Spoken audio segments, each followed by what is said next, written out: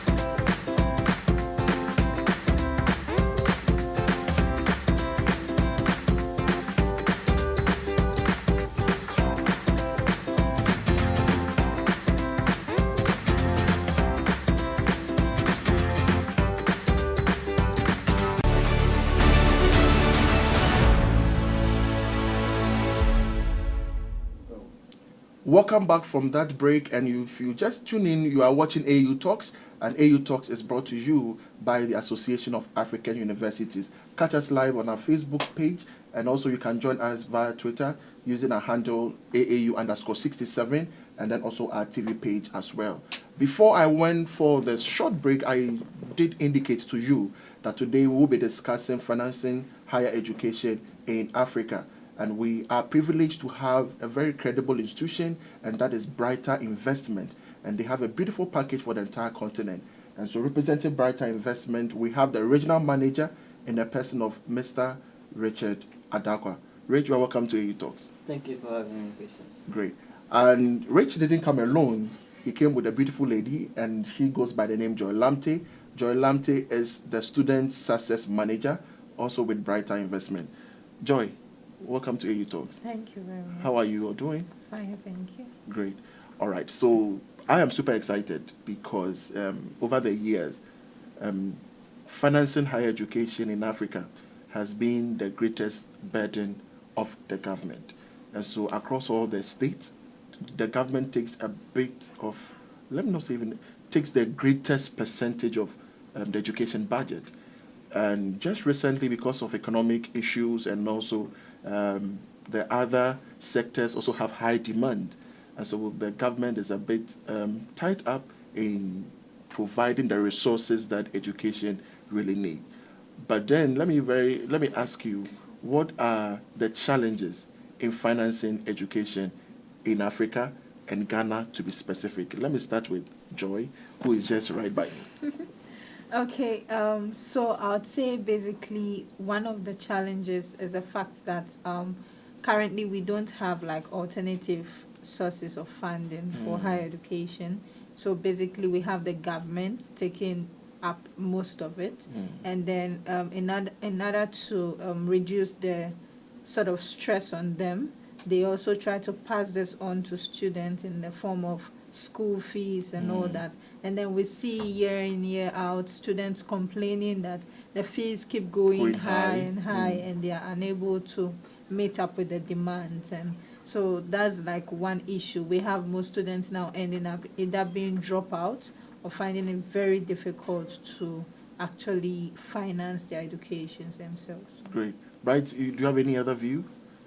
Yeah, What is the picture? Yeah, so for a normal student who comes from, let's say, a rural village, or even sometimes from the urban city, struggle through their life till they hit to university, the start of university, and some may not even, some go to the extra mile of getting forms, but do not even fulfill their admission, and there are NGOs available supporting in providing finance. There are scholarships available.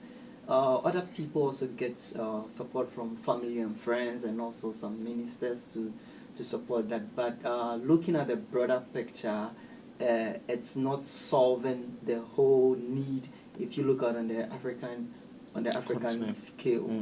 But to us, we are looking at education should be seen as a form of an investment. People see education as trying to help somebody to go to school to be the next. It's a right. Yeah. But you see it as an investment. Yes, because Kwesi, if you get the necessary resources for you to be successful, you will come back to make very huge impact within your family and also with the society, and Absolutely. the economy becomes better. So apart from only seeing education as just a right, we should also see it as a form of an investment, just like an investor will take money to invest in a real estate, to invest in a company. What about we seeing the development of human resource as a form of an intentional investment. To grow as well? So that is the challenge said, but that is the picture we are also looking at in solving. Okay. And so that said, let's really understand Brighter Investment. What or who and what do you do? Okay, so I normally would like to start in a form of a story. You see, we are in a developing country. Ghana is a developing country. Looking at the African population as a whole, in some few years to come, Africa will be having 40% of the world working force. And it's a huge success to us, but it's also a tragedy that, if not prevented, we could face in the future. Absolutely. And here lies what we have in between is education. If we don't have proper education, these 40% will go through and drop down as a mess. That means our economies will be messed up. Okay. But if we have a good education in the middle, that means that what people go through, come out and goes up to be successful. That means that this 40% workforce become much more relevant. Okay. So with regards to that, we know that the governments are doing their best, but then governments do not have all the money to support education on a big scale. They are doing their best. NGOs are also contributing to the factor. But then you understand that brilliant students in developing countries are unable to access higher education due to these challenges, making we find a lot of people on the streets.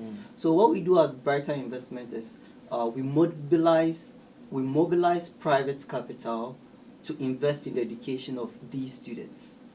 And we do that by providing their full tuition fees, hostel fee, monthly allowance, mentorship program throughout their course of study.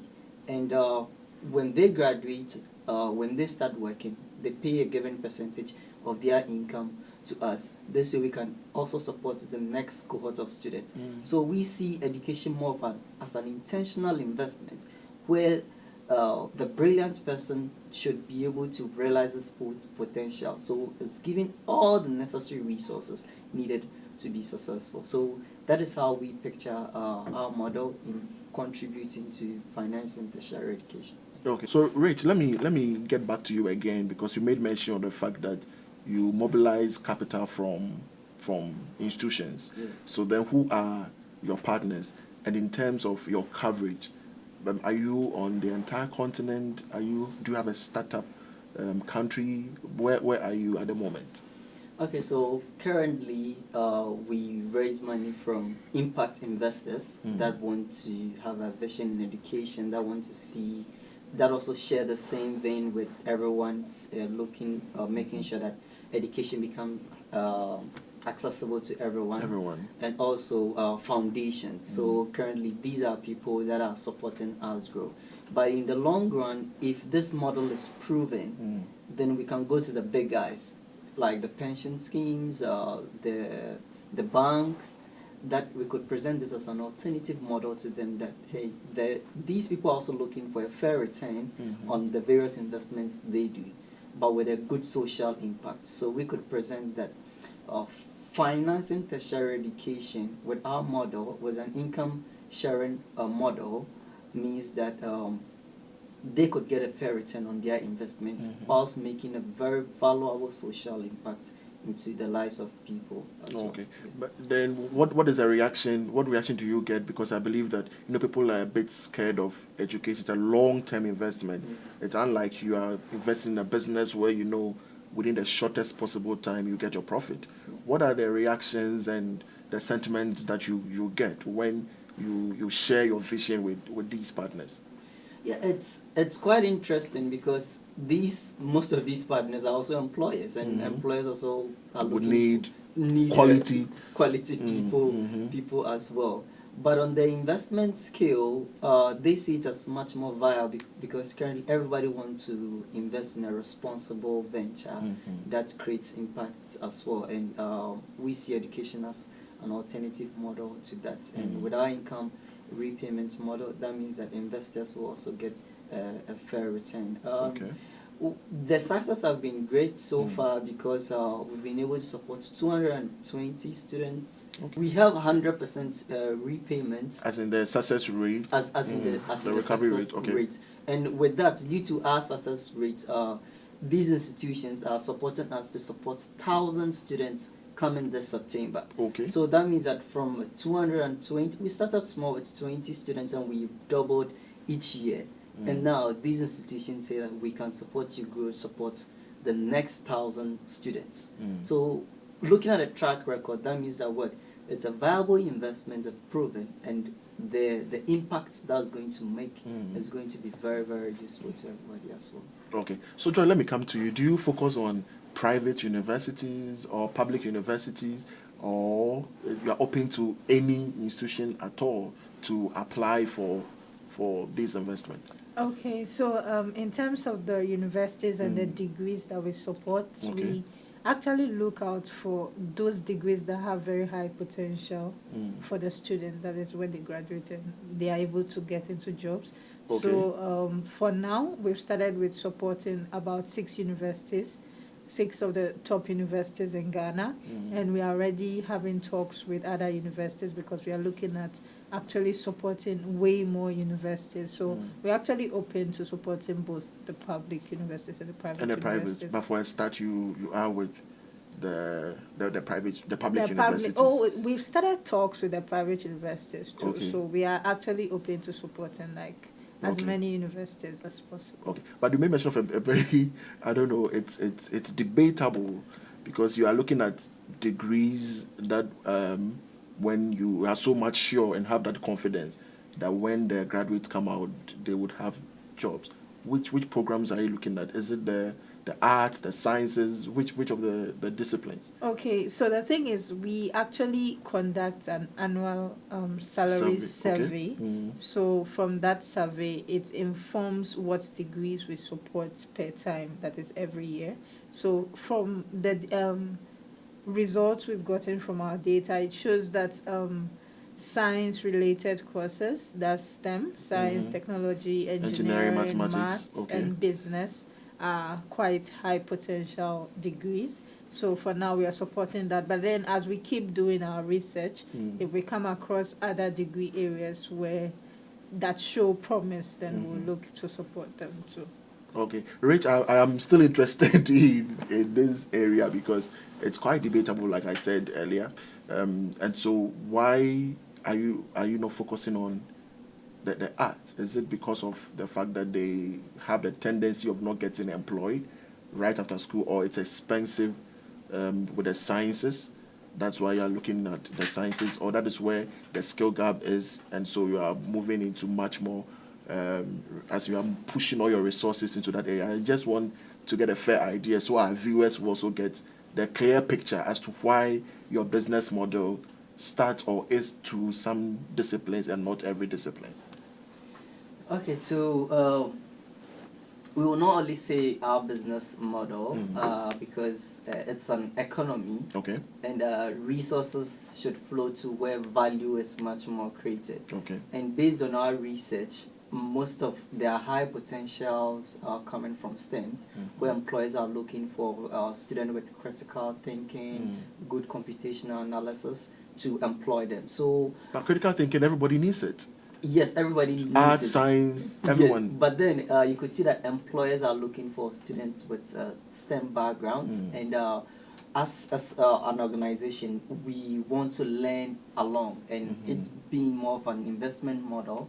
We want to make sure that we've proven this model, so we go by what our research shows, that when students offer these careers, these programs, they end up being successful. So that is what we want to focus and learn from. Okay. And as we grow and learn from, other areas will start to expand, and we will also push in. And as I keep saying, we are also available to other institutions that are also looking into other space that probably we are not looking at. Okay. Maybe your institution could say, Richard, look into maybe this business degrees, this arts degrees. They offer good career prospects. To us, we want to make sure it's better. So we're also open to look into those areas as well. So that's fine. It's not like we are science biased or engineering biased, but we want to support degree programs that offer good career prospects per our research. Yeah, and we are also open to other institutions that find interesting results that could also help us as well. Okay, that's fine. So then, in terms of looking at the criteria, who is eligible, for example, then in Ghana, if you can even share with us, Joy, the universities that you are working with currently, if you can just mention some of them. Okay, so currently we're working with the University of Ghana, okay. The Kwame Nkrumah University of Science and Technology, the University for Development Studies, University for Mines and Technology, and then the Kumasi Technical University, as well as the University of Cape Coast. Okay, I was looking up to hear University of Cape Coast, otherwise you would have been in trouble. That is beautiful. And I know that after this interview, and I'm sure people are still knocking at your doors for expansion, because what they're doing is so fantastic. But Richard, let me ask you again. Who is eligible? In the university, must I have a specific GPA? Must I be a brilliant but needy student? What are some of the modalities that you take into consideration? Okay, so there are 2 points of entry in our program. Right from senior high school, if you graduate, you get admission. But with academic standards, we are looking at grade 16 or better.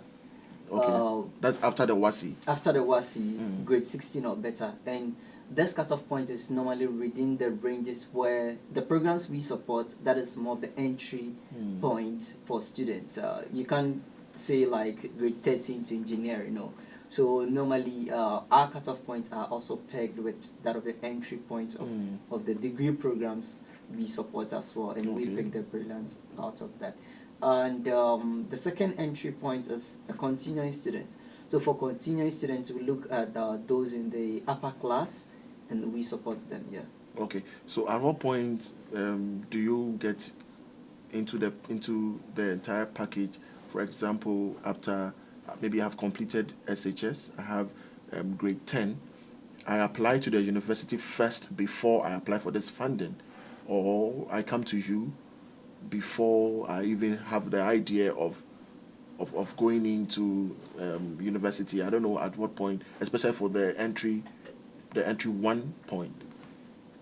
Okay, Joy. so students can actually apply to us anytime, but then we also have interviews that we conduct, and then at that point we expect that students would have applied to the university, because we don't give the support except you have been accepted into the university. That's beautiful. So even though students can apply to us before applying to the university, it is essential that they have the university admission before they actually get the support.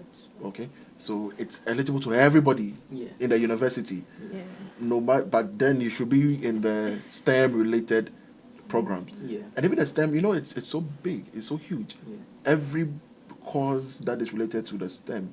So someone who is reading B.Ed Mathematics, University of Cape Coast, is eligible. No, for now, no. Mhm. But we have biochemistry, Okay. physics, Okay, Actuarial Sciences. Actuarial and- science, yeah. Okay, so then even with the STEM, it's purely the STE. The M is just that you should have a bit of mathematics in the STE. Sure, but apart from that, adding to criteria, they should prove that they deserve it.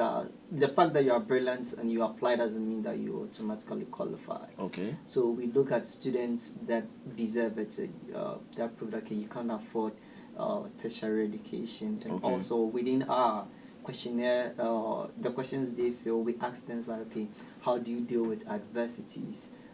Feedback from your senior high school teacher, your lecturer.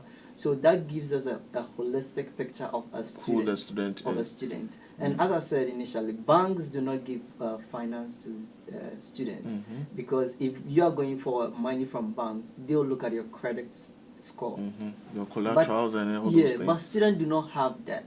But what we are saying is that because we see education as a form of investment, we use the character traits of a student to more of like as his credit score. So let's say I'm a student, I graduate from senior high school. If I have a good character, I know how to deal with adversities, I'm smart, that should be my credit score to enable me get the necessary resources for me to be successful. Just like a business looking at their income flow will get the necessary loan to make the business grow. So Okay. to us, so far as the student has good potential based on the questionnaires filled, then the student should get the necessary resource for the student to be successful. Okay, And that so is what we want to present. if I come in and I fill a questionnaire, do you have any platform or mechanisms of verification? For example, we are in this country where we know people who are from affluent homes are still on COCO scholarships, which is supposed to be a scholarship for people who are brilliant but needy. You know that some of these scholarships go to people who don't even need it. So how do you ascertain that this person, all the information or data the person has given to you is valid, and it shows for a fact that he or she needs that loan, or sorry, that services? Okay, so just as Joyce said, we do interview. So it's a 3-phase application process. Okay. So when the students apply on our website, we collect the data. Okay. Then we get data from their teachers and also their parents. Then we make a phone call. So every student get a phone call. So we interview the parents, the teacher, and also the students. Then we look at the correlation. Okay. And to increase the validity, we look at work through other partners like the CHAS, Council of Heads of Assisted Schools, where they also provide us feedback on the brilliant students. In their school. So that gives us a good idea, or a good picture of the kind of students we want to support. Okay. And because it's just as you said, scholarships, but with us, because there's an income you repay, then students coming on board know that okay, at the end of the day I'm going to repay. So if I can afford already, why do I need to go in for something that at the end of the day I'll be repaying? Okay. But to the person out there who has all the credits, let's say their credits score, good characters, brilliant, talented, then and do not have the finance needed for the person to go to tertiary education, then that is what we support. Okay. And in this way, we'll have a lot of students off the streets. Students complete senior high schools and they are selling. Because of financial issues. Yeah, they are selling what's on the streets. We did have a student that graduated, had 06, but was doing a menial job for 3 years to gain money. To enter tertiary. Okay. And by the time he got money, the university fees has gone up. Sure. But they won't wait for you. They will not wait for you. So look at this 3-year period. He's trying to work to do that. He could have, if he had gotten Brighter Investment in the first place, he would have been in his third year and and would have graduated and earned 6 times more than what he would if he was a SHS. Yes. I mean, I must admit that your intervention is very fantastic, and it's really, really great. I know you have good results to show. Yeah. But my next question, I think, let me come to Joy. Must parents be guarantors for it? Do you need to have your guardian who must guarant the loan? Or sorry, can I call it a loan? No. No, so it's an investment. Yeah. Okay, so if I'm coming in for this investment package, must I have, because you're not doing any collateral and everything like the banks would do, but then certainly I must get someone who would really be a guarantor for this investment, right? Yeah. Okay, so who is eligible? Must it be your parent or anybody at all can do it for you? Okay, so we, in terms of the guarantors, we expect that the student gives us one person that is a close family relation to them. It doesn't necessarily have to be the parents, but the ideal situation is it should be the parents. But we have cases where a student has lost both parents. Okay. So we fall on maybe a close relative like an aunt, an uncle, and then when we call them, we try to find out for how long the person has been taking care of the students and what the relationship is like between them. So we actually look for people that are closely related with the student. In terms of default? Yeah, so the thing is, although the big picture is not like looking at the guarantor actually paying, but then we are looking at that connection that exists between the student and the guarantor. So that because I respect this person so much, or because I wouldn't want this person to go through embarrassment or pain, I will be more likely to repay. Because I think we had an interview, and then you speak to some of these parents and they will call their children and tell them, this is like a family thing and I'm doing it to help you. So you get, and in the African setting where you have a child go to school and become good, they always look back home to see how they can help the family. So there's no way like a student to say, I've gotten something and then I'm leaving the house. And so that's the whole point, because this is someone close to you, someone who has a certain level of influence over you, then they are more likely to repay. Instead of just like going after the guarantor that the guarantor must. So is there a point where you would visit the person's family to know, okay, this is where Kofi lives, this is where Amma lives, you know their residency, or you don't? Is it important? Okay, so basically for now, because of like we receive lots of applications and the time is quite short, we try to talk to some of the parents. And then because we talk to the students, the teacher and the parent, we try to see the correlation between what they are saying, and then we actually ask students to submit like their house address. We call them to confirm, call the parents to confirm, and we also ask for evidence like documents to show.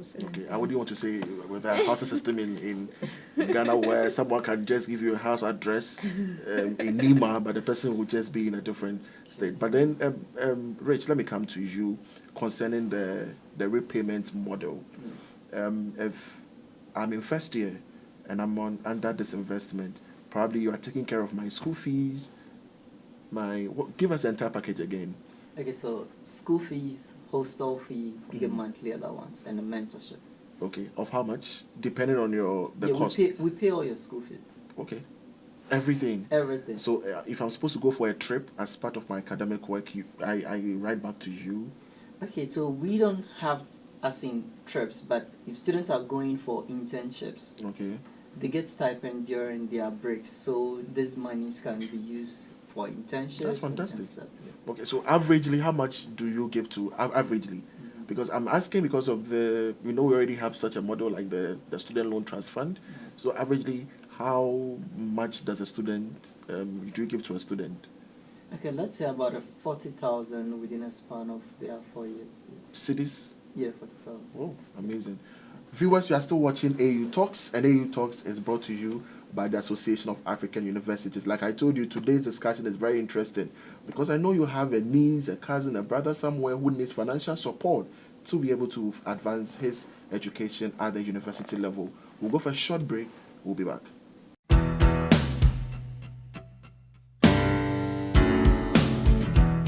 One of the universities set up in our pre-independence era, the Kwame Nkrumah University of Science and Technology. Our international reputation has and continues to soar as a reference point in matters of science and technology, research and education.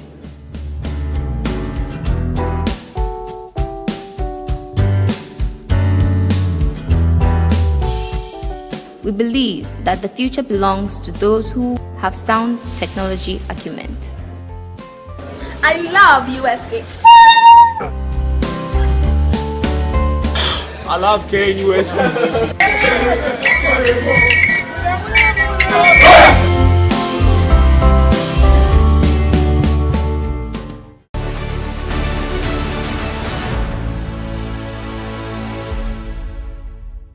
Welcome back from the break. If you just joined us, we are watching AAU Talks, and AAU Talks is brought to you by the Association of African Universities. I have Richard and Joy from Brighter Investment in the studio, and we are still discussing various ways of financing higher education in Africa, specifically the Brighter Investment approach. We've had beautiful conversations so far, and let me come to you, Joy, again, because it's very crucial.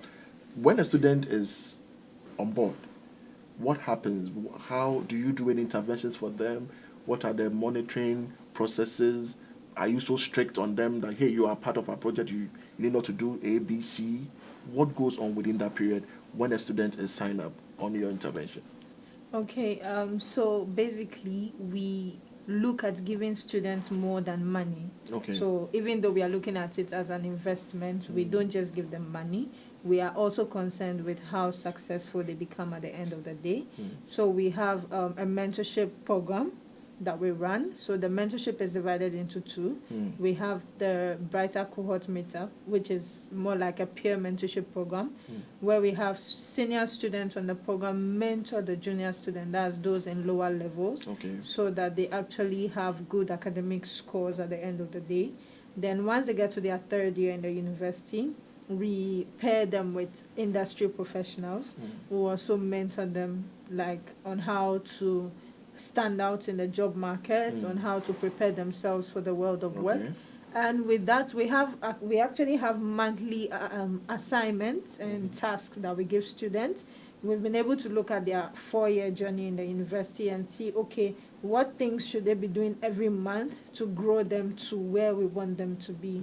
So we have this structure in place, and then they relate with their mentors, and then they send us feedback at the end of every month. So that way we are able to decide, okay, what student is doing well, what student has issues, and all that, which student isn't performing so well. I remember there was a point on one of those reportings, Richard got to find out that there was a particular student whose grades were dropping. But then we didn't want that happening. But then because of the reporting system in place, we were able to identify it very fast.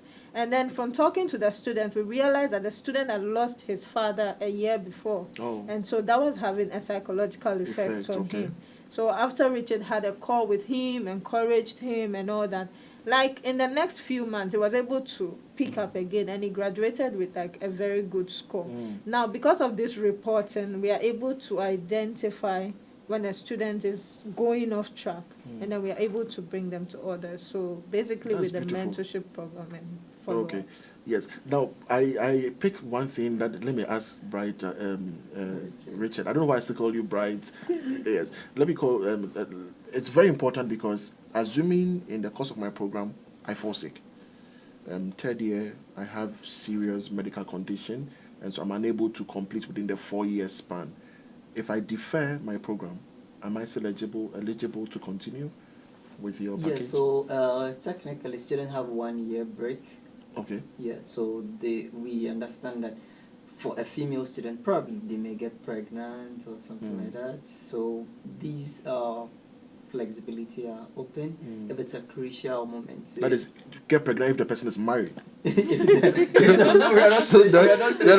envisage that once they go. Yeah, but you know, some of these factors should be. They are obvious, you know. Should be put in place. Risk factors. Yeah, so we give students that benefit of the doubt, but then we are not saying that female students should go get pregnant. But in a situation these happen, the person has to be given that space.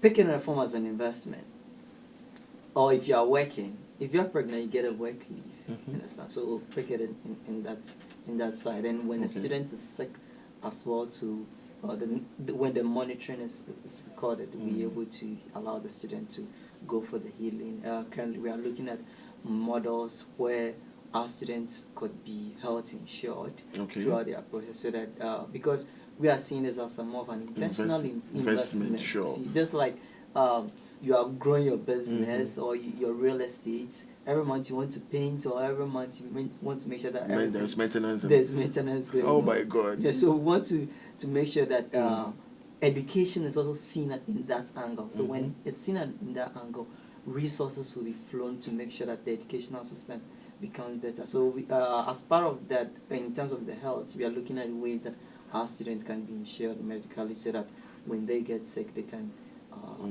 get subsidized health care. Okay. Your intervention is very fantastic, and I'm wondering which government in Africa wouldn't support you. I'm just wondering, and I don't know if you started from Ghana. Yeah. Is the government of Ghana involved in this process? Have you seen any? And beyond Ghana, do you have plans of moving into other countries on the continent? Okay, it's quite interesting to know that the government of Ghana has education as also their priority focus. That's why you could see that there's this free SHS. And we had a great discussion with the Minister of State Tertiary Education. Okay. And there are a lot of about 50,000 students more will be leaving senior. I've joined the free SHS program. That means that a lot of students will be graduating from senior high school. Are we going to let these people go back to their villages or not get trained, or there's a bright future for these students to also have higher education? So we are in talks with them, and it's quite interesting that we all share the same mission of making sure every child gets access to quality education. And also with the Ministry for Business Development, they've been very supportive to see our business grow in terms of students, graduates coming out with the necessary skills needed for the job market as well. Because apart from students going to school, they should come out with the needs that fits the industry. This way, everybody benefits as well. Okay, so let me come to Joy, specifically on the payment model. Okay. Now, at what point after graduation, at what point do I start paying? And what is would there be interest rate, if there should be? What is the rate? And for people to really understand and differentiate it from what already is happening and reasons why they should join Brighter Investment. Okay, so once a student graduates, we understand the fact that they're supposed to go for their national service. 1 year. So they are free, like they're not expected to pay during that period. But after their national service, once they get a job, then they're supposed to pay 25% of whatever they earn every month.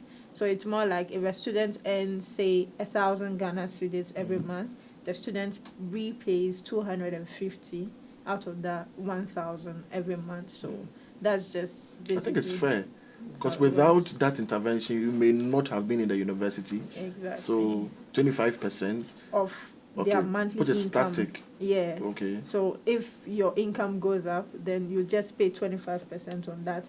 And then if students are not working, then they're not supposed to repay. But then that's why the mentorship program is there. They're not supposed to repay at all. Like once Until you're they not start working until you start working, because it's income based, and that's why the mentorship program is there. Okay, so let's be very realistic. I complete school, I don't find a job for 2 years, for 3 years. That wouldn't the interest wouldn't accrue on the number of years that I have wasted, kind of. Okay, so the thing is, the ideal situation is we expect that once the student is done with the national service, they get a job. And that's why first we try to support high potential degree programs where... So do you facilitate the job search and placement for the student? Okay, so that comes with the mentorship program first. Okay. So they develop the needed skills that the employers are looking for. Then the Absolutely. second thing is we are actually working hand in hand with industry.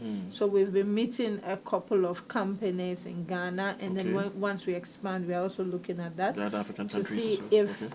we can have this sort of collaboration with them, and then see how we can get students in to have their internships, to have certain in facility visits and all that, so that they build that brand with the company and that Okay. relationship. So once they graduate, then they are sort of like prepared to enter into this company.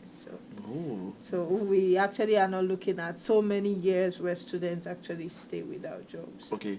I know Rich wants to add something to that.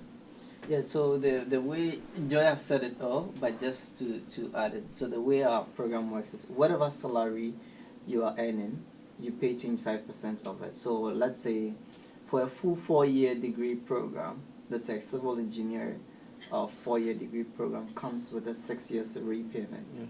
So what we say that every month you just pay 25% out of your income. It could be that you started with a low income, so the total number of your repayments may not even be up to the amount to be supported. Exactly. That is fine, because we don't want students to end up in this huge debts that they cannot pay. So it's more like an income-based repayment. Okay. But we understand that other students will also land in good jobs, and their repayment Will be faster than will be a little bit higher than what we supported them. This way, there's a balance in the long run. This makes us our model sustainable. To support the next generation. All right. So do you work directly with the employers of your student? For example, if I complete and I'm going to work with Cowbank, I'm going to work with ADB.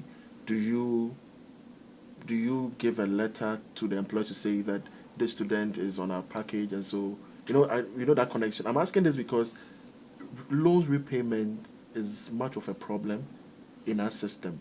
People who take the same phase that they would come in for the loan. When it comes to the payment, you won't find them. They will relocate to maybe the US, the UK. You don't hear from them. So when they start working, do you have any model which has a closer partnership with the institutions, so they understand and they do there's the standard deduction or something? How do you do it? So in the long run, we look to get these deduct from source, because that will also increase our repayment flow. But due to the mentorship program, we've placed students in the attitude of reporting every month. So imagine you've been reporting to us every month for 4 years. Technically, every day or every month you may want to check your mail.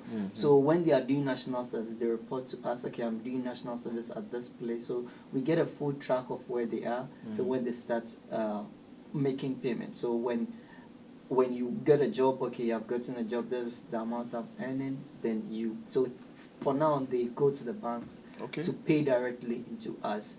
And we've had 100% repayment success. But regardless, we are looking at ways that we can put in structures in place as we expand, where we could, a student can voluntarily say, okay, my employer should deduct from source. That will also ease the burden of the students going to look for. So we are also looking at ways that there will be multiple channels and available slots for students to also repay to us. But for now, with what we are doing, students have to pay directly to us, and we've gotten 100% success. But that shouldn't mean that we should be comfortable with. Comfortable with and that. I think that the mentorship program works because then the student even feel part of the institution. Exactly. And not like I just get the funding and then I run away. I feel very reluctant to make the payment. Just as some those on the student loan trust fund feel a bit reluctant to even pay after landing themselves in a very good job. I think you guys are doing a fantastic work. This is a beautiful intervention, which I believe that I pray you get a lot of funders, and then you expand the horizon, because then you have a lot of people off the street, like you said, students who have no idea about how they would even go to school would have the opportunity. But the last question I would want to put across, I'm asking about quality checks in the process. Because I know once you are growing, you get to a point where the institutions will make a lot of connections and ties and everything, where before you realize, oh, this is my granddaughter, this is my niece, the person may not even qualify. You understand where I'm coming from? Yeah. How do you ensure quality assurance? How do you ensure quality process in everything that you do? Okay, so for now, within the numbers that we manage, we make sure that everything is conducted independently. So, let's say if I'm reviewing, I don't even check names. Okay. I just go straight to what you filled, and that is what you are used to analyze. So the last part that your name will even be checked is when maybe you are on a call that will have to give you a call. Okay. So, but then we understand that some of these things happen where people could say, oh, my kid deserted, but we have our system in place where, as initially I talked about the scores, we grant, we do that. So this way, our algorithm marks students on a certain pair. Okay. So if you have your kid and you want to bring him in, and the system flags it, it flags it, Okay. it flags, but all these processes are checked. So we are looking at in the next 2 years we automate most of this. So this way, we don't have to physically check, and we use the various inputs you've made to analyze the results, and we verify. So these are more of like systems we are putting in place that currently it's running to make sure that all these things are mitigated. Okay. But then we still do a follow-up checks to understand the needs of everybody. Because apart from we providing financial needs, you know, Kwesi, as you talk that people do not repay, it's because probably I did not really need it. It's like maybe I wanted to buy an iPhone with it and stuff like that. you know, we have cases where students apply. You look at the application first. I need money to buy a laptop. You know, all these things will be flagged by the system. We are looking for students that we can that have want to make good life and that they really need funding. And to me, I believe personally, that if you really need something, you get the support needed. You feel that repaying as part It's of a your necessity. is a necessity. And another cross check is our students have the options to be mentors when they are working. So this way, there's more of like they are always part of the program. Yeah, it's a beautiful model. I have a classical example of such system, and it works best. And I'm so much interested in your mentorship program. I believe it works. But then, how many students can you take in a year? Okay, so it depends, but then since we started operations, we've doubled the number every year. Okay. And this year, we're actually looking So September to support, 2019, yes, how many students? 1,000. 1,000 students Yeah. in Ghana. Yeah. Okay. Do you cater for international students? For example, I'm in Nigeria, I want to school in Ghana. Am I eligible?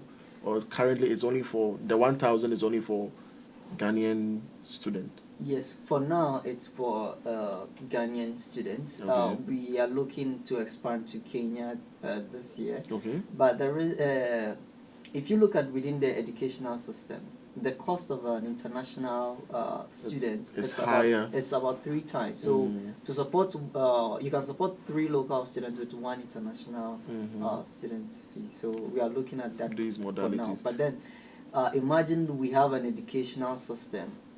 Looking at the African scope, where enough resources is pushed to make education as an investment, these students may not look at even coming to other countries for education, because theirs will also be better and they'll get the necessary support needed. Yeah. Do you have any competitors in the market already? With the same ideas, with the same? We have this institutions that provide money, loans, but not investment like you do. but not investment or specifically for education. We understand the government is doing very well with the student loan trust fund. That's very, very good. A lot of students have been supported over the past of the years, but now there is a demand for higher education. My problem is the defaulters who don't want to pay. So if you are watching us and then you don't want to pay, please make sure that you pay so that your younger brothers will have the opportunity to also benefit from the student loan trust fund. It's a very passionate call that I think we need to make. to make. And one key intervention I pick from your discussion is that you raise responsible people who feel like they have to give back much more than just running away. But let me ask the final question, because I'm getting a lot of comments and it's getting interesting. People want to know, do you go to the SHS, the senior high schools, to do the call? For example, that is where you get the fresh people who are coming out of the university. So I'm in second year, I'm already discouraged. Even if with the science, when I complete, I won't get money to continue. But when I see Brighter Investment give me that assurance, it will encourage me, motivate me to study harder and then pass and get such an intervention. Do you do that? That is what someone wants to know. Oh. Yeah. Okay, so for now, we actually try to call the heads of high schools in Ghana, because then we are looking at every high school that's offers science and then business programs. Okay. So we speak to the head teachers. And technical skills. Yeah. Yeah. So they are not part for now, They are part. because most of the engineers are and from agri science. Yes. Sure. Yes. So we speak to the head teachers. What happens to my art students? I believe the years will come, definitely. Sure. So we speak to the head teachers and tell them to give us a list of students they believe are brilliant but needy, and then we try as much as possible to connect with them. But then a few weeks ago, we are looking at actually seeing how we can go into the field, actually to the senior high schools, like to actually speak with them. We've been having meetings with some institutions. I think we were at the African Institute for Mathematical Sciences, and they also have this field work that they do, and then we are looking at such partnerships so that we leverage on that and then actually go to the communities to let them know what we are doing, and then get more students to have hope that once they are done with their senior high school, they'll be able to go to the university. Okay, so a comment that comes in is, where can you be located? If I want to be part of the intervention, where will I find you? Brighter Investment. Okay, I just want to add a bit of before we come to before we come to that. We also understand that various institutions in their small ways are finding ways to make sure people also get education or go to senior high school. So we can't do all by going to all the senior high schools and making all the calls. So organizations that are able to also mobilize students that also find education as a core stronghold can also refer their brilliant students to us. Okay. Because some institutions do have students but are still thinking about ways to also give them access to education. So we also open up to people as well that their communities could also benefit from as well. Yeah. Okay, so the gentleman who wants to find out where you can be located, maybe your website, your email address, your office location, what will you share? Okay, so most of our applications are online. One should go to our website. That's www.brighterinvestment.com. You can get to read about what we do, and then you can also apply online. Okay. Are you looking for possible funders? What message do you have for the entire continent? The businessmen, the industry players, which we are always calling on them to really support education. Are you okay, or if you get more streams of funding will be good? As I said initially, currently funders are impact investors and foundation. We want to prove this model to present to these big guys. Okay. But these same big guys should realize that all the people working for them once went to school. So and they are also complaining that they are not getting the right skills needed. So then if they also look at education as a form of investment, then we'll bring out high quality graduates. But to our model, institutional investors that are looking for a social responsible way of investing their money and getting a fair return, Brighter Investment is also a good approach. Okay. They can Someone is asking, is this an NGO? Or it is not an NGO, I'm sure. It is not. It is not an NGO. It's purely... Yeah, so we are Let me give you to explain. I know you are not an NGO. Yeah, we are not an NGO. If we are an NGO, that means that we can support, let's say, 100 students and the money is finished Okay. and we can't support anybody. Absolutely. We want to support very large number of people. As initially I said, the 40% of workforce coming from Africa, yes. are we going to make them fall or go up? And to enable them go up, we have to make sure that our model is sustainable enough. That's why there's an income sharing repayment. So this means that our repayments can also be used to support the next cohort of students and the next and the next and the next. Okay. And eventually everybody gets Okay, Rich and Joy, the discussion is getting interesting, but time is not on our side. We need to end it here. I believe that there will be a second time where we'll share some of the interventions, especially the mentorship areas, and then I want to host some of your students, those who have graduated, to also share most of the benefits and the things that you have. So maybe in the second interview, we're going to have such people on board. So thank you so much for coming, and I would want to encourage you. This is a beautiful idea. The people who sat down and came up with this thought, I think kudos to them, with the same mindset of supporting and assisting higher education on the continent. All right, so viewers, this has been AAU Talks, and I've been hosting Richard Adarkwa, and he is the regional manager of Brighter Investment, and then also Joy Lamptey, who is the student success manager of Brighter Investment. And thank you so much for watching. Keep your comments coming in. If you're out there and you want that support, run to them, and it is a very credible institution, I must say. The Association of African Universities will never present any brand that is not of quality and standard. Thank you so much for watching. My name has always been Kwesi Sam.